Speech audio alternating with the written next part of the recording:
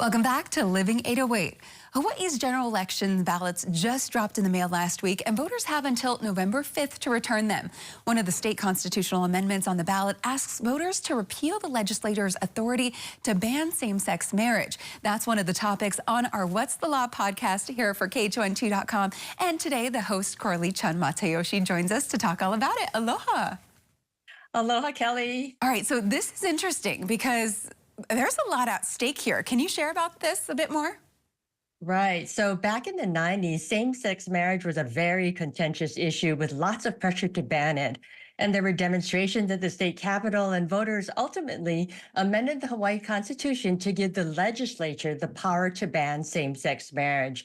And now this was the first time that the Hawaii Constitutional Bill of Rights was amended to deny rights and singled out a minority group for discrimination and overturned the Hawaii court rulings that recognized same-sex marriage. Well, times have changed, and although the federal law now allows same-sex marriage, the Hawaii legislature's authority to ban same-sex marriage is still on our books. Now, especially after what happened to the abortion rights at the federal level, a yes vote would preserve marriage equality in Hawaii for the future. Now, whether you vote yes or no, the most important thing to know is that a blank vote means no. So if you leave your ballot blank, that means you oppose same-sex marriage. Wow, good to know, because I think that's something that people would just, leave blank. Oh, I'm not exactly sure what this is. So we got to be making sure we're voting the right way. And it's 2024. What are we doing, right? Interesting. Right. All right, and another interesting one. Some other states like California have a citizens initiative process that allows voters to gather a certain number of signatures to get their proposal directly onto the ballot. Now, all 4 Hawaii counties have an initiative process as well. So why doesn't Hawaii have an initiative process at the state level for constitutional amendments? It may sound like a good idea, but this issue was considered and rejected by the Hawaii Constitutional Conventions 3 times because unlike county initiatives that have safeguards, initiatives at the state level could eliminate rights of minorities, workers, Native Hawaiians, ethics codes, and the right to clean and a healthy environment. Due to the United States Supreme Court rulings in Citizens United, special interest groups could bypass the legislature and spend unlimited amounts of money to get constitutional amendments passed. Now, if we had had a statewide initiative back in 1993, churches and other groups were poised to spend lots of money to push a constitutional ban on same-sex marriage in Hawaii. And that's the danger of initiative at the state level.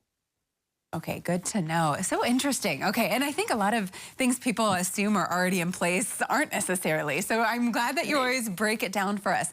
All right, and let's talk about something that's kind of everyone's talking about, AI. It can now be used to generate and distribute sophisticated disinformation, photos, videos for the world to believe, and it looks really believable. So why does AI pose a greater threat to voters who are trying to decide what to believe, and what can be done about that?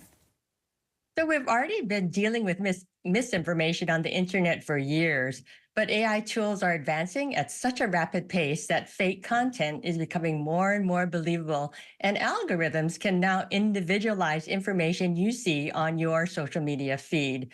So it's hard to know what to believe. And at the same time, social media platforms are cutting teams that monitor, detect, and remove misinformation because the law says they don't have to.